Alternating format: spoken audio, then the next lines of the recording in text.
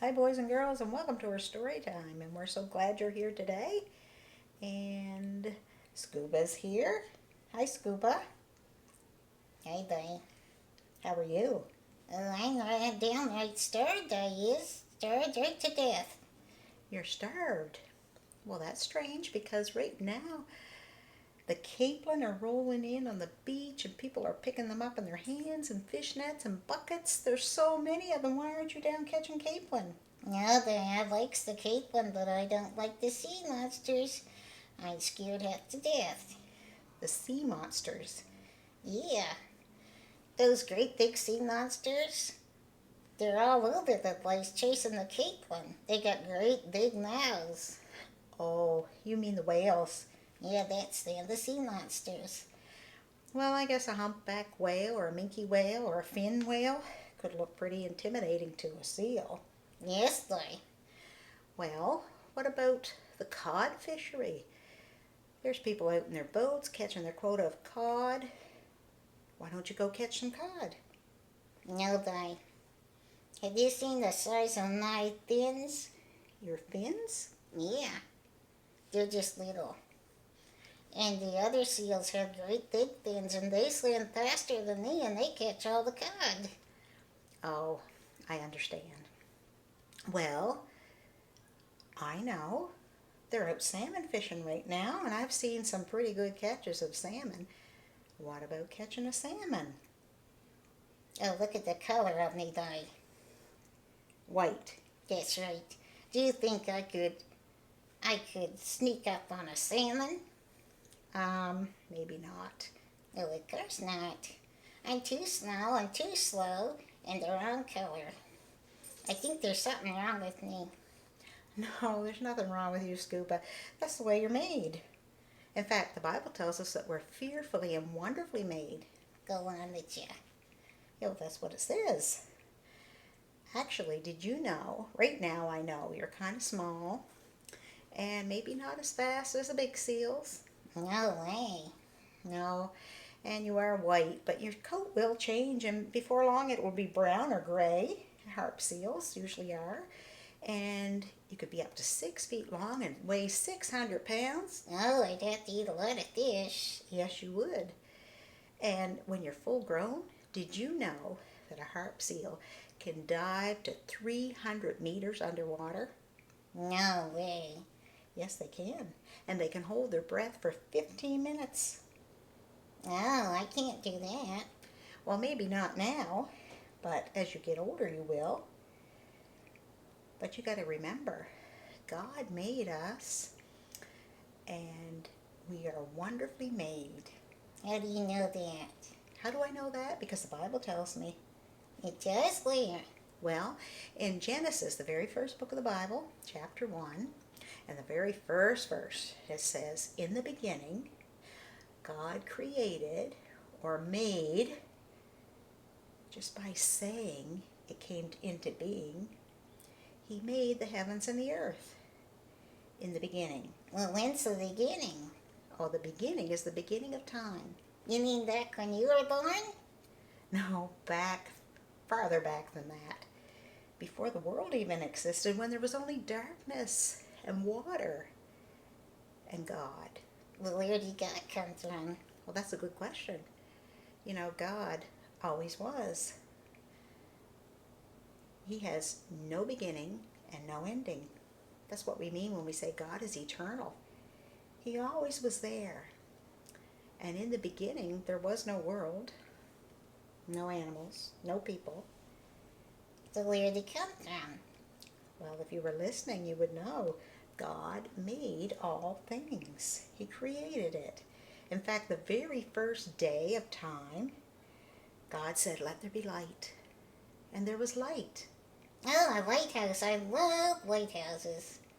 No, it wasn't a lighthouse. Ah, That's later. Those are man-made. But God made light, and He separated the light from the darkness. And the light He called day, and the darkness He called night. And the evening and the morning were the first day. And God saw that it was good. And then on the second day, God created something we cannot live without. well, I know. What? Fish. Fish? No. Something more important than that. I'll give you a hint. I know it's really hot out and you need a fan to blow some air on you. Air. Oh, Yes, air. We can't live without air. And on the second day, God created the air, the atmosphere that we breathe, where the birds fly, the clouds. That's what God created on day 2. And when he was finished, it was good. And on day 3, God said, let dry land appear. And the waters he gathered together into one place, and he called them seas. And then he commanded the earth to bring forth every living plant, which meant trees and grass and flowers and bushes and fruit and fruit and vegetables. All those things came to be on that day, on day 3. And not only did the ground produce all those things, within each of those flowers and plants, God gave them the ability to bear more fruit or more seeds, so that more grass or flowers or trees or fruits and vegetables would grow. Oh, God was really busy that day. He was. So that was day 3, and at the end of the day, God said it was good. And on day 4, God created a great light to rule the day. I think it was the sun. It was. And a lesser light to rule the night. A night light. Kind of. We call it the moon, of course. And not only did he give us those lights to help us see, but they were also so we could tell days and months and weeks and years. Our calendar is based on that. And the seasons are based on the sun and the moon. But then he did something else. He made fish. No. In 5 words, he made something else. Tuna, salmon, herring, cod, and capelin. No. In 5 words, he said, and he made the stars also. Oh, well, there's lots of stars. There's so many stars that the scientists can't even calculate. They can't even add them up. That's how many there are. Oh, wow. I guess he was busy that day, too. That's right. And after he had made all those things on that day, he said it was good. And that brings us to the 5th day. What about the fishes? Well, on day 5, God commanded the seas to bring forth living animals. Oh, is that fish? Yes, fish and seals. How about otters? Yes, otters. And walruses? Yes. And penguins? Yes. And great big sea creatures. Like sea monsters? Like whales, yeah. And cod. And salmon. And lobster? Yeah, all of those. Oh, wow. Lots on that day, eh? And then in the air, he put all kinds and types of birds. Oh, really? Yes. So it was everything that lived in the sea and everything that lived in the air. You mean like a crow? Yes, like a crow. A flamingo? Yes, all those kinds of birds. An owl? Yes, all those kinds of birds on that day, on day 5. But not only did he make those birds and sea creatures, he gave them a command. He told them to multiply. Uh-oh. What? I can't do that. You can't multiply? No, I can't even add. That's not what it's talking about. Multiply means to have babies. Like baby seals? Yes, like baby seals. So every animal and creature were commanded to have babies so that there would be more of them. Now I understand. Yes. Well, that's day 5. Day 6, something else happened.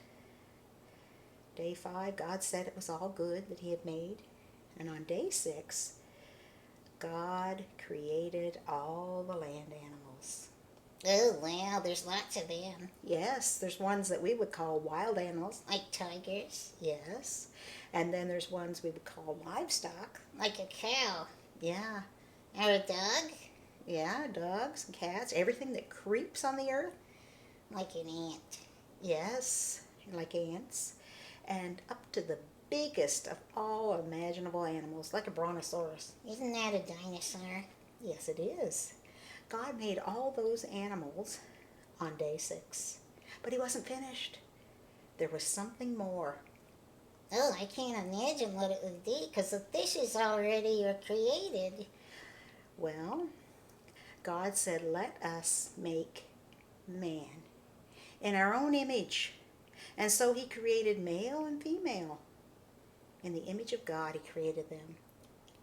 So what's male and female? Oh, that's a man and a woman. Oh, so that's where they came from. It is. So God made man and woman, and he told them to be fruitful and multiply. I know what that means. Have babies. That's right. And they were to rule over everything that was in the sea and the air and the land. And that was the end of day 6. Well, he was really busy that day. So what happened on the 7th day of the week? Well, the Bible tells us God rested. Oh, I think he was tired. Well, it doesn't really mean that he was tired. It means he was finished. He had finished everything that he was going to create. All the animals, the world, the stars, the universe we live in, and all the people. But the important thing today about our story is that God made us. The Bible tells us in Psalms, it says, we are fearfully and wonderfully made. Marvelous are your works, O Lord. And that my soul knows well. You know, God made us just the way we are. And you know, boys and girls, he made you with the color of eyes that you have, the color hair you have, just the size that you are, with all the abilities you have, the personality you have. And God loves you just the way he made you. And you need to remember that you're fearfully and wonderfully made. God created you. You're one of a kind, and he loves you. Well, I know that. Yes. So what do you have to say? Scuba, can you say goodbye to the boys and girls? Yeah, goodbye, me duckies. Don't forget to eat lots of fish. Yes, goodbye, boys and girls. And remember, God loves you.